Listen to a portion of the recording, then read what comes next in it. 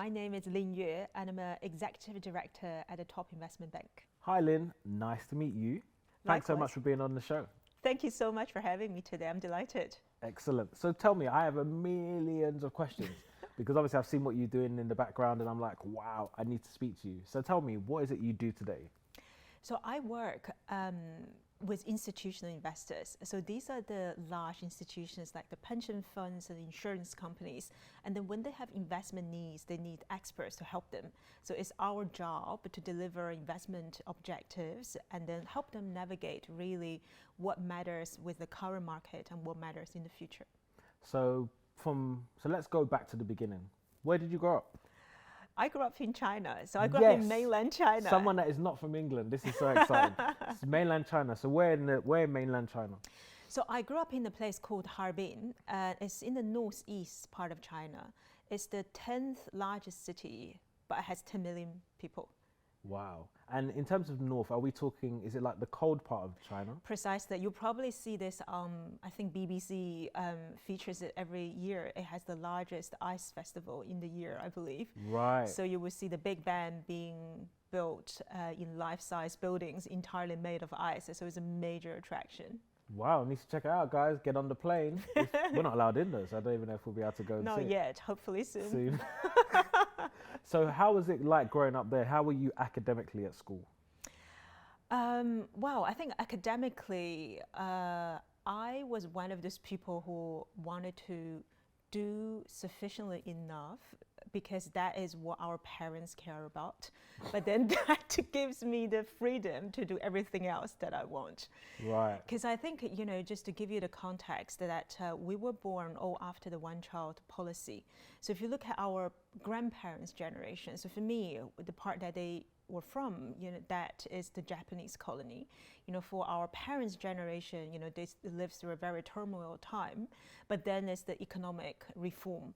So when it comes to us, they didn't have access to education, they didn't have access to resources. So when it comes to us, being the single child means we have to fulfill almost their life dreams, their parents' life dreams.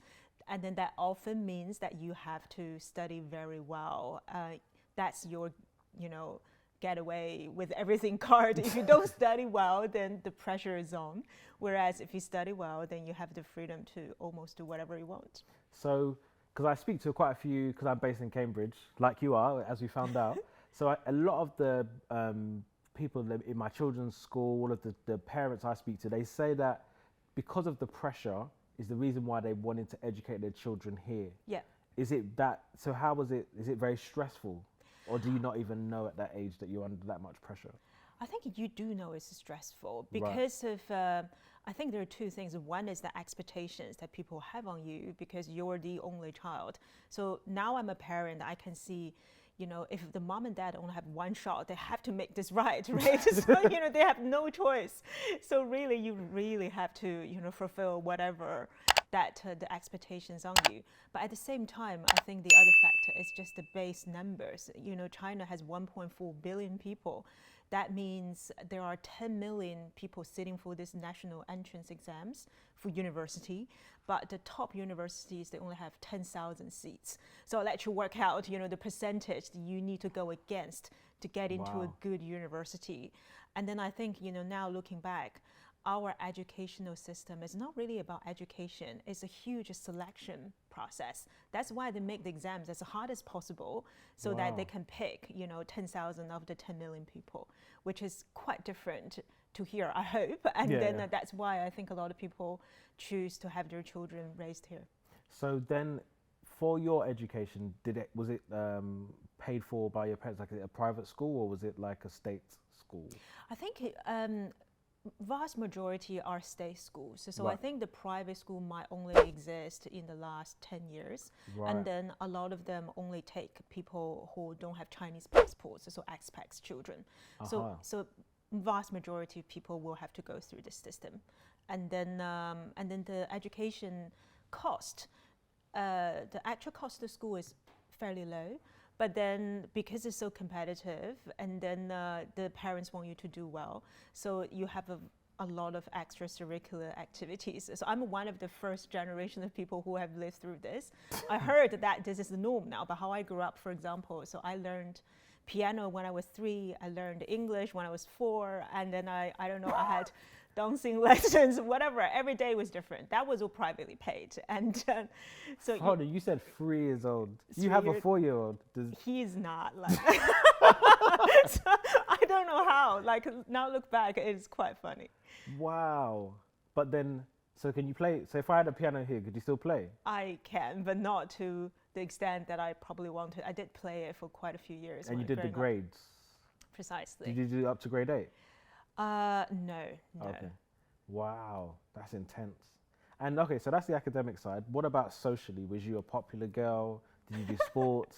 How was that? What was that like? Well, I think they are not related. So firstly, nobody does sports in China, okay, right? I did not know that. Well, partially because, your success is entirely defined by your exam scores, because that's how you get to university. Wow. So your sports side intense. being massively deprioritized. Wow. So it's systematic in a way that nobody really plays any sports because it's seen as a distraction almost. And then I think, to your point about the other side, I think I did quite enjoy my time in school. I think I really enjoyed my high school. And because I recently, a few years ago, I went back to China and I visited my high school, and then they just came back to me some of that kind of passion, energy, I almost reconnected with my sense of purpose to lead to where I am now. But having said that, the primary high school I was at, that was not the best experience, partially because it was so competitive. So, for my class, for example, we had 88 children because it was highly desired lineup of teachers. So the classroom only take 56 students, which was huge already, but they put 88 students in this room. It was crammed. We were there for 4 years, and then that's how competitive it has been. It was, and then we went to school from 7 a.m. and then we finished the last year leading to the exam. We finished at 9 p.m. So sometimes I was like, this must be my destiny to work for financial service. The hours is still fairly similar. They prepared you for the world. Probably. But I mean, we rest, we play, everything. It was at school, but that was the kind of intensity that you have. So, side note away from yourself personally, do you think that level of intensity is the reason why China is such a powerhouse and, 50 years later I don't know if it's accurate, but they say that 50 years ago, China was kind of in abject poverty. Now, completely one of the biggest superpowers, if not number one. If it wasn't for that level of intensity, do you think it would have been able to happen so quickly? I think you're precisely right. That's one of the fundamental drivers to lead to where it is today, because it was such a low base. People were being deprived for so long. And then once the opportunities were given, everybody was pursuing their American dreams. So the wealth was only created in one generation. This is only the second at the moment. That's so, yeah. But then was there like an other side where you saw people, similar peers, that didn't step up to the plate and struggled and affected their life chances? Or was everyone kind of, they still did well even if they weren't the top of the class? It's really interesting you say this. I suppose in a way we're still relatively early in our career, so it's something yet to be decided. But one is, I think if things were happen in China, they happen so much faster. So you see people who are successful, some people have gone to schools, they are billionaires. Some of, one of them is running one of the top companies in the whole world. He founded it himself. So you do have people of that level of success, but at the same time, it's so cyclical as well. One day you could be here, the next day you could be somewhere else. And then the whole kind of institutionalized stability, that is not there. It's very much the Gilded Age, perhaps, in America 150 years ago, whenever that is. I think it was very similar mentality. Huge up and downs, huge opportunities. But then if it goes wrong, it really goes wrong. Precisely. So it's, during my time, I think, for example, when I was growing up, our family always said to me and my cousin, who is my father's sister's son, and then they'll be like, oh, why can't we be more like Lynn? See how she studied so well and got to good university and that. Then there was a period I went back to, why can't you be like him? He's making so much money, he's doing so well. And then, you know, the industry he was in, it was cyclical. And then now he was like, why can't you be more like her? She's but it's basically, that's what happens. You know? Of course. Every 5-10 years, things, you know, the narratives change so much there. Understood. So you do primary school, high school, university in China. Yeah. You get good grades, and then you make a decision that you need to come to study your masters. Yes. But you don't want to do it in China. What do you choose to do? Well, I think I always wanted to see the West from a very young age. You know, the moment I always came back to was when I was 4. I remember I was watching this TV advert. Mm-hmm. It turned out to be a Head and Shoulders shampoo advert, but I was so fascinated by the advancement this commercial represented. Oh, really? Yeah, because, you know, I don't think we had a lot of anti-dandruff shampoos at the time. Right. So I think I was just so curious that I 4 really years old. I wanted to see that. I remembered it, and then I can just see it playing, you know, in front of me very vividly. So I think that was the curiosity that really drove me through this education, learning English, and I always wanted to study. And then, I wanted to see it, and then studying is a way to be here. Right. But I'm not, you know, just. This is a very common theme for a lot of the people of my generation, because growing up, you know, the whole opening up of the economy is for the globalization, integration. So we all of a sudden sees the world the whole time, and then it's not dissimilar. You hear some of the people perhaps. You know, they went to McDonald's in the 1970s for the first time, for example. You know, I read Ed Bull's the biography. He talks about that. I was like, wow. But you add that to 20 years later, that was our entire life story, because we didn't have that before. Now we had it, and now we really want it, and that's why we're all here. So, so I guess, you know, I always wanted to be here, and then to see what it's like to really have that level of advancement. So you now apply to different schools, and where do you land in the UK? So I was very fortunate to be accepted by Oxford. So I did my study in experimental psychology there. So when you say you were fortunate, but you're very smart. Because I know it's competitive, but surely with the intensity of how you learn. Also, actually, here's another segue question. Were you aware of how you are able to learn and absorb information? Like, were you quite aware, self-aware about, okay, if I'm in this situation, I can learn, I can take it in, or maybe I learn best in groups? Like, were you quite aware of your learning style at that stage? I think this is, you know, similar to the point that I made about our educational system. It's about selection, and then it's a huge amount of repetition. So basically, you were just being crammed into exams all day, every day, and then it does make you feel very streamlined in terms of, you know, being very good at exams. Right. And then I actually think that didn't prepare me well when it comes to working here at all, because when people say teamwork, for example, I was like, I understand it in principle. I have no idea what that means. We've never worked in groups. Oh, that's because true. Exams are individual sports, so you do not work with. We didn't have any group discussions. Even at university? No, it was very much the teaching style is much more hierarchical, in the sense that it's more cultural in the East Asian culture, I guess. So you were told by your teacher throughout, and then there's always a right exam answer.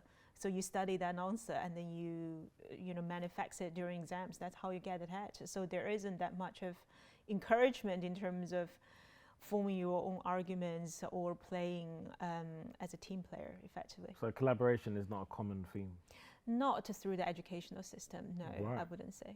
So you come to Oxford, obviously because you're super smart, and then you get in.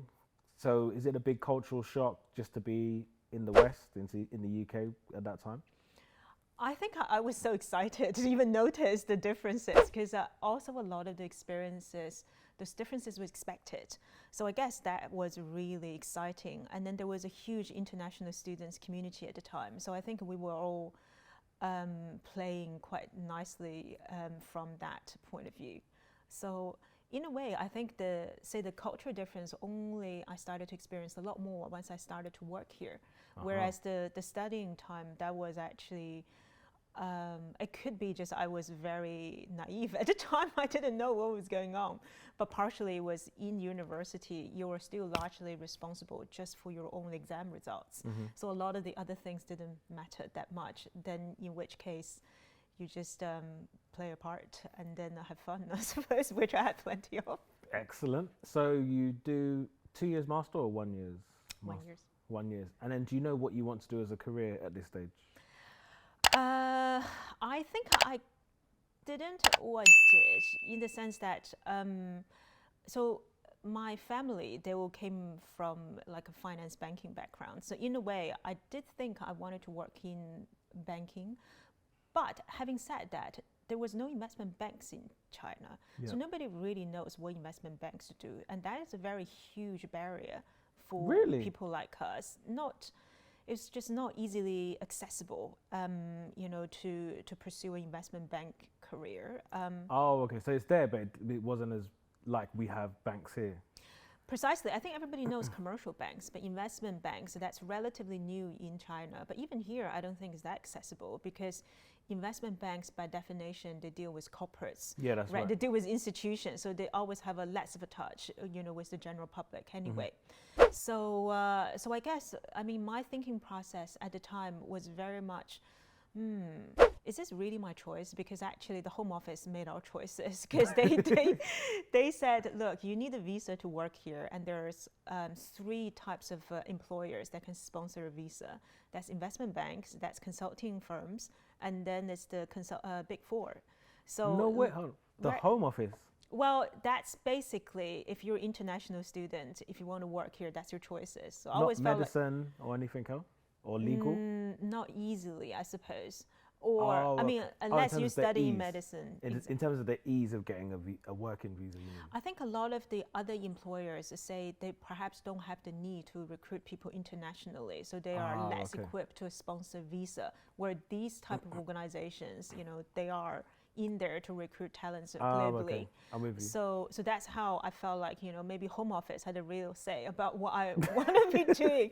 So that narrowed it down. So I choose from one of the 3. And then I thought, banking, that's right, that was really how I got on this path, I suppose, without too much of the strategy at the time. Okay, excellent.